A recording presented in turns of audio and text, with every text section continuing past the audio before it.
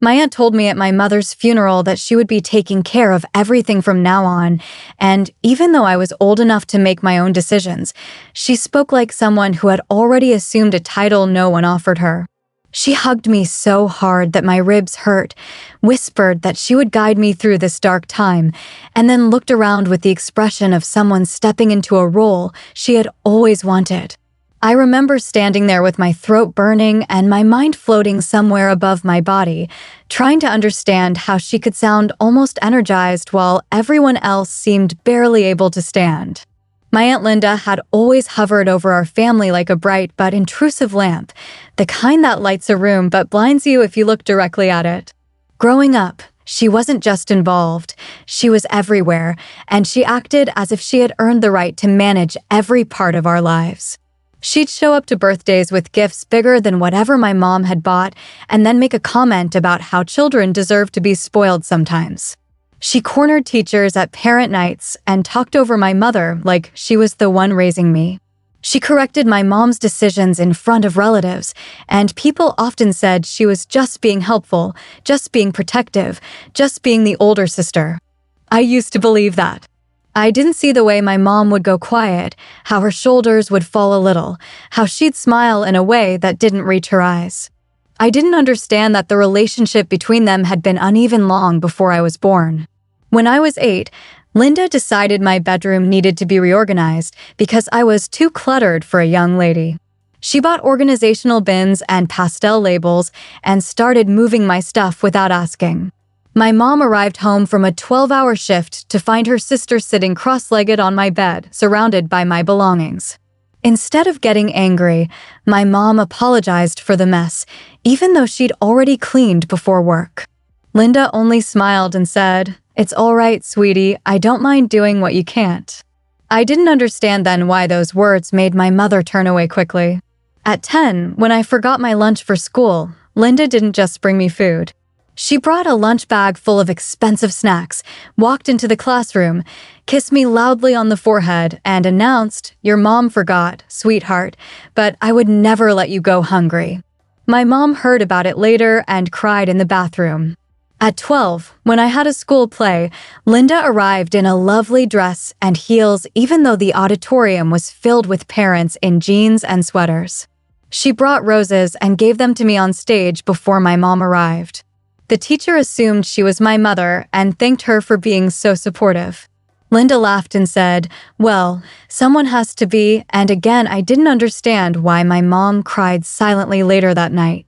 When I was 14 and sprained my ankle at school, the nurse called my mom, who was on her way but caught in traffic. Linda arrived first and made a dramatic show out of helping me into her car, patting my hair and muttering about how some people shouldn't have children if they couldn't prioritize them. On the drive home, she said, "If you lived with me, this wouldn't have happened," and when my mom finally arrived, she apologized to Linda instead of to me. That was their pattern. Linda criticized. My mom apologized. No one called it what it was. The year before my mom got sick, the tension between them grew sharper. I didn't see all of it, but I caught bits, arguments behind closed doors, whispered phone calls, Linda showing up more often with suggestions disguised as commands. When my mom's diagnosis came, Linda swooped in like someone stepping onto a stage she had memorized. She attended every doctor's appointment, took notes, asked loud questions, corrected the doctors, rearranged medications, and spoke to relatives as if she were the guardian of all information. My mother became quieter as the illness progressed, and Linda seemed to expand to fill that silence. She slept on our couch, sorted our mail, took over the kitchen, answered calls, and made herself the center of every update. I didn't question it because I was terrified and Linda looked confident, but now I know there's a difference between confidence and possession. During the final months, my mom tried to talk to me a few times. She tried to tell me where things were, who she trusted, what she wanted from me. She once held my hand and said, "Don't let anyone take over your life," and before I could ask what she meant, Linda walked into the room and smiled like she had perfect timing. After my mom died, Linda took control of every detail. She planned the funeral before I could even form a coherent thought. She chose the casket, the flowers, the music, the readings. She told relatives that I was too emotional to make decisions. She kept one arm wrapped around me like a leash, and people praised her for being protective. The day of the funeral, she announced loudly that I would be moving in with her, and people nodded approvingly as though she had rescued me from a burning building. I didn't have the strength to argue. I moved into her home that night. At first, she acted overly nurturing. She brought me meals, checked on me constantly, said I needed structure and sleep. But within a week, her tone shifted. She created a schedule for me. She insisted I wake at a certain time. She checked my phone for safety. She asked me to account for every hour of my day. She commented on my clothes, my posture, my appetite. She didn't permit certain friends to visit. She said grieving people needed boundaries, but hers were suffocating. When I tried to go back to my mother's house to collect more of her things, she insisted on driving me. She walked through each room picking up items and saying, "I'll take this," or "This should stay with me." She collected jewelry, documents, even my mother's perfume, saying I wasn't stable enough to handle reminders. I watched helplessly, feeling like she was stealing pieces of my mother right in front of me. One night, after weeks of her monitoring every detail of my life, I went to the guest room where some of my things were stored. I opened the closet to find a scarf, and a box fell from the shelf. It was a shoebox with my mother's handwriting on the lid. My name was written across the top. My heart stuttered. I sat on the floor and opened it. Inside were letters, dozens of them, folded with careful hands. The first one was dated 8 months before my mother died. She wrote that she had met with a lawyer and had prepared a will. She wrote that I would receive it when the time came. She said she wanted me to know she trusted me. In the same letter, she mentioned a fight with Linda about financial matters. She wrote that Linda insisted on controlling medical decisions. She wrote, "Please don't let her run your life." Another letter described how Linda had argued with doctors and insisted on being the one to speak for my mother. My mom wrote how powerless she felt. Another said she feared Linda wanted guardianship after her death. The last letter in the box was the hardest to read. My mom apologized for everything she couldn't finish. She apologized for leaving me alone. She said she knew Linda would try to take control and begged me to remember that I was stronger than I felt. I cried until my throat hurt. The next morning, I placed the box on the kitchen table. Linda froze when she saw it. She didn't deny anything. She said she had taken the letters because she didn't want me distracted. She said my mother wasn't thinking clearly when she wrote them. She said I had misunderstood. When I said I was moving out, she laughed. She told me I wasn't capable of living alone. She told me grief made people irrational. She followed me from room to room crying, yelling, pleading, accusing. When I finally walked out, she screamed that I would regret it.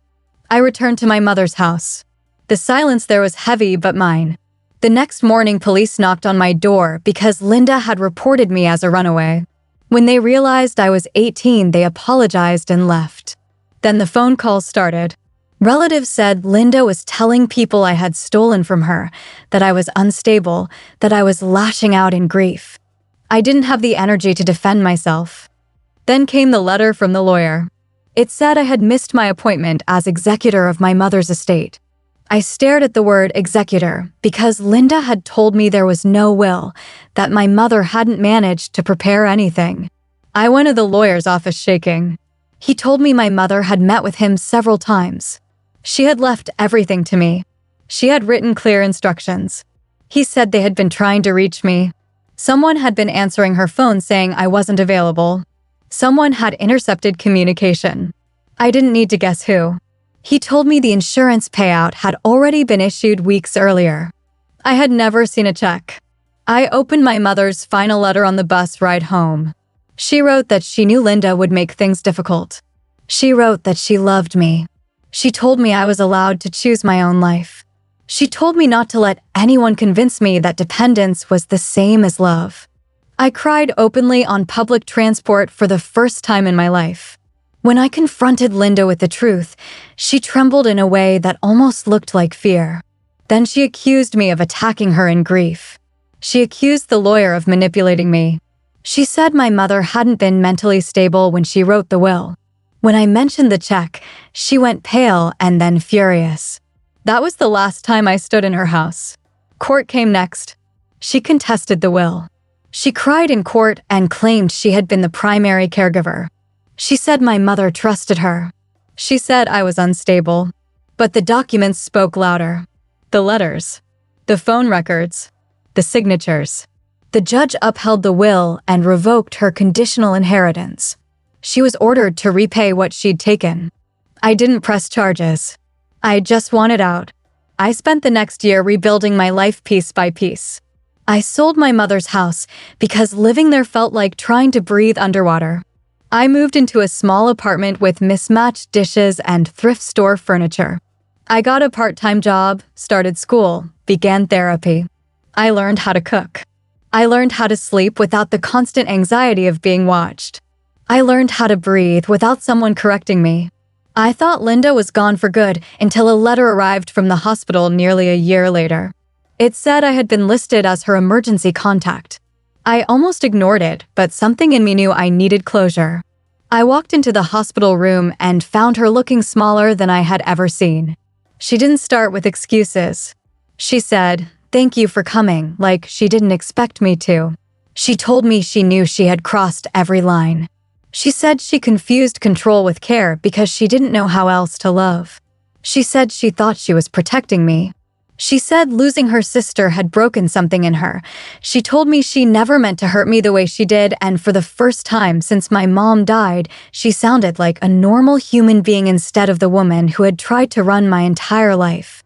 I didn't say much.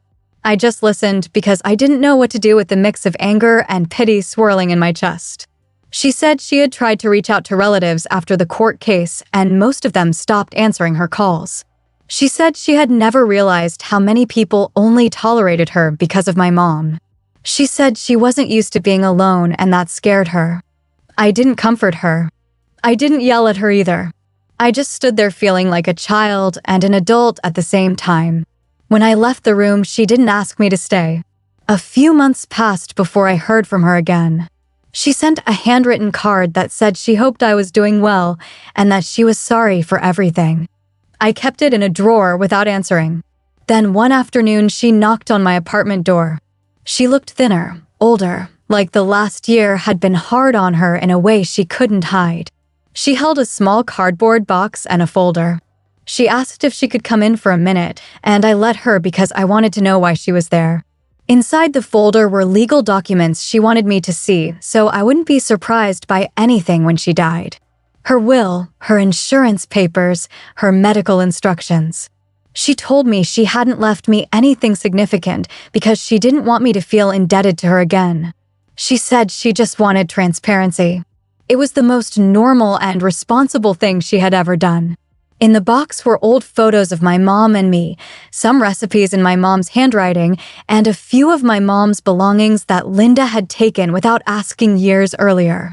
She whispered that she had been selfish and that she had taken those things because she wanted pieces of my mom to stay with her.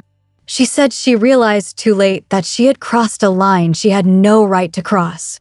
I didn't cry, but I felt something inside me loosen.